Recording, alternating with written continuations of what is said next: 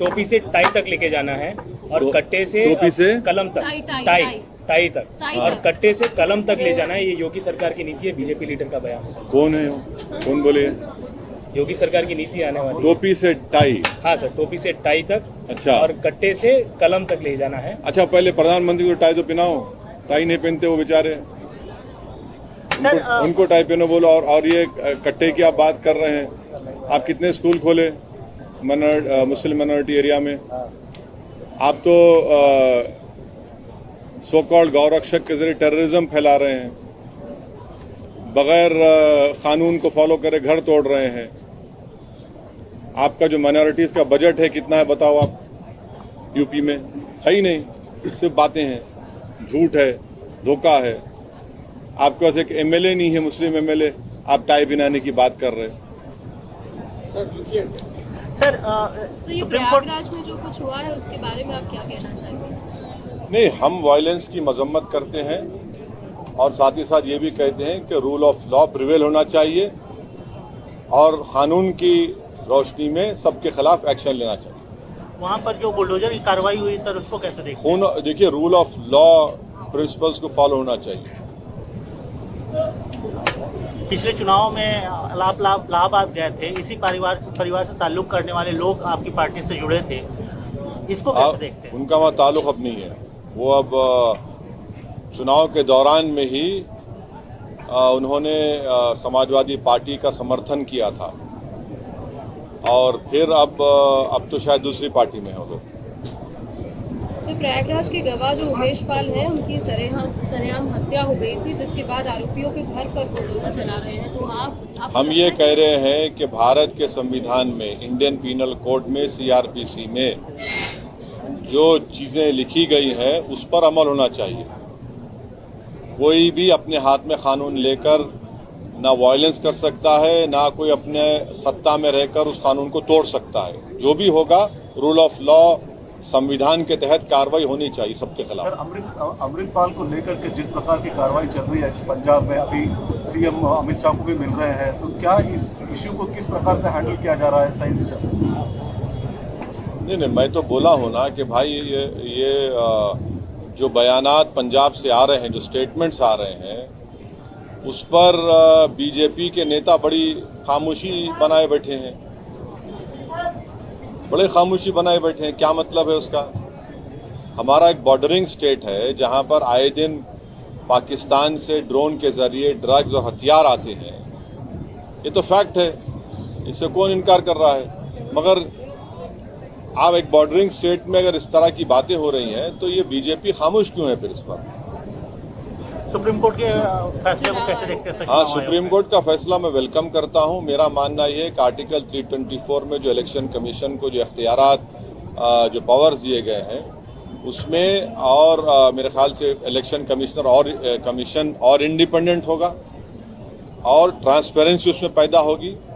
ये बहुत ज़रूरी है डेमोक्रेसी के लिए। ये इस जजमेंट का मैं वेलकम करता हूँ और उम्मीद करता हूँ कि मोदी सरकार सुप्रीम कोर्ट के जजमेंट को सामने रखकर अगर बिल लाना चाहेगी तो बिल जजमेंट के स्पिरिट को समझेगी। ऐसा ना हो कि वो बोलेंगे नहीं हम नहीं मानते, हम अलग बिल लेकर आएंगे, उसके बरक्स ऑपोजिट लेके आएंगे, ऐसा नहीं, गलत होगा वो।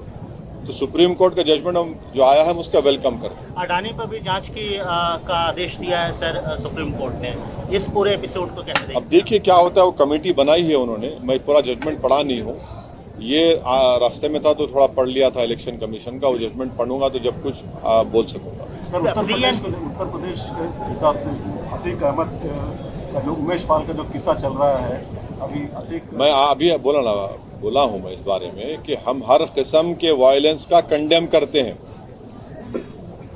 चाहे वो स्टेट स्पॉन्सर्ड वायलेंस हो या फिर कोई और माफिया करता हो।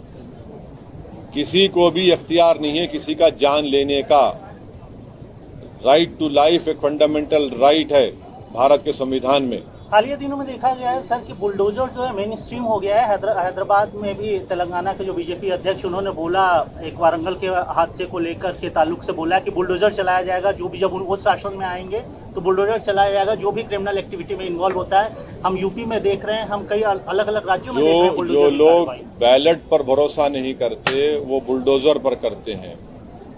जो लोग अंबेडकर के पैगाम को ठुकराते हैं वो बुलडोज़र को अपनाते हैं।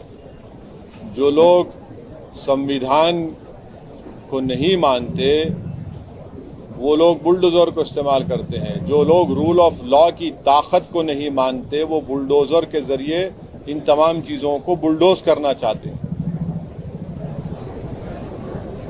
सर सीएम योगी ने गैस सिलेंडर के प्राइसेस भी बढ़ गए। हाँ, तो हम तो बोले हैं ना कि अब महिलाओं पे एक और बोझ मोदी हुकूमत ने आयद कर दिया है। कहाँ से लाएंगे भाई इतना? जब यूपीए के ज़माने में जब गैस के सिलेंडर पेट्रोल में इजाफा होता तो पूरे बीजेपी के लोग गैस का सिलेंडर लेकर रोड पे आ जाते थे। अब आप पूरा एक जुल्म कर रहे हैं गरीबों के ऊपर। यानी अब तो मेरे को लग रहा है कि एक सिलेंडर भी लेना मुश्किल हो जाएगा गरीबों के लिए। अब उसके बाद फिर वही लकड़ी शुरू जाएंगी। फिर अब कहाँ से लाएंगे इतने महंगाई के दौर में 1400 रुपये 1500 रुपये का सिलेंडर? कौन देगा भाई? इकॉनमी नीचे जा रही है, तनख्वाहें कम हो रही हैं, नौकरियां नहीं मिल रही हैं। आप ऊपर से बर्डन पे बर्डन डाल रहे हैं गरीब आवाम के ऊपर बीजेपी की हुकूमत। चीन के विदेश मंत्री G20 के समिट के लिए यहाँ आए हैं सर। ये भी कहा जा रहा है कि हमारे विदेश मंत्री उनके विदेश मंत्रियों के बीच में मीटिंग भी होगी, उनके लिए रेड कार्पेट बिछाया जा रहा है। उनके आने से पहले मोदी सरकार ने अपनी कमजोरी का इजहार कर दिया, हथियार डाल दिए और देश को पैगाम दे दिया कि अब हम 2000 स्क्वायर किलोमीटर चीन से नहीं लेने वाले हैं। हम खो दिए उसको। वो तो भारत को छोटा कह दिया उन्होंने। भारत छोटा है क्या बताइए आप? भारत छोटा है, चीन बड़ा है। अरे भाई, भारत एक न्यूक्लियर पावर भी तो है। आप बिजनेसेस की बात करते हैं भाई, तो फिर ये ट्रेड इम्बैलेंस 44 बिलियन से 101 बिलियन कैसे हो गया 2015 से अब तक? आपकी गलत नीतियों की वजह से हुआ, गलत फैसलों की वजह से हुआ। मुझे जो मोदी कैबिनेट के एक्सटर्नल अफेयर्स के मिनिस्टर ने जो स्टेटमेंट दिया है कि हमारी इकोनॉमी छोटी है, वो बड़ी है, वो छोटा है। अरे छोटा बड़े का सवाल नहीं है। देश बड़ा होता है, देश के रहने वालों का दिल और जिगर बड़ा होता है। मोदी हुकूमत को अपनी फौज पर और देश की जनता पर भरोसा ही नहीं है। आप तो पहले से ही आप घुटने टेक दिए उनके सामने। आप बातचीत का समर्थन करते हैं? दोनों देशों के विदेश मंत्रियों की बातचीत होनी चाहिए, फॉरेन मिनिस्टर। अरे भाई, आप आने से पहले छोटा बड़ा कर दिए ना। आप उनको बड़ा कर दिए, अपने आप को छोटा कर दिया आप। तो क्या बराबरी की बात होगी अभी? सर योगी ने कहा है कि यूपी में राम राज्य है सर, अभी फिलहाल जो चल रहा है राम राज्य चल रहा है। संविधान के तहत राज होना चाहिए।